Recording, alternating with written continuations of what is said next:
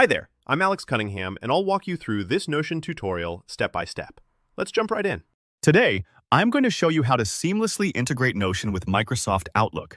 Whether you're hoping to organize information between your workspaces, automate reminders, or simply save time switching between these two powerful tools, this tutorial will give you a straightforward solution you can set up in just a few minutes. By the end, you'll have a personalized workflow that connects Notion and Outlook automatically. No coding required. Let's dive right in. The first thing you'll need to do is head over to Zapier. If you haven't used Zapier before, it's a user-friendly platform that lets you link different apps together so they can talk to each other and share information behind the scenes. Start by visiting Zapier.com and creating your free account. The sign-up process is quick.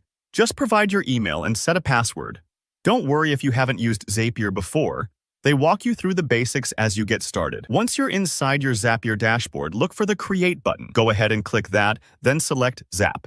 Creating a Zap is Zapier's way of referring to setting up an automated workflow, almost like drawing a line between two apps and telling them what to do when something happens. Now, here's where things get really interesting. Zapier now offers the assistance of built-in AI to make this process even smoother.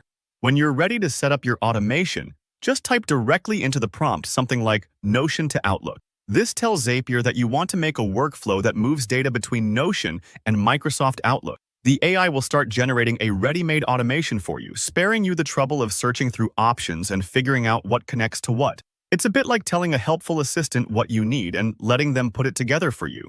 Super intuitive. Depending on what you want the integration to do, maybe you want to create calendar events in Outlook every time you add a new item in Notion.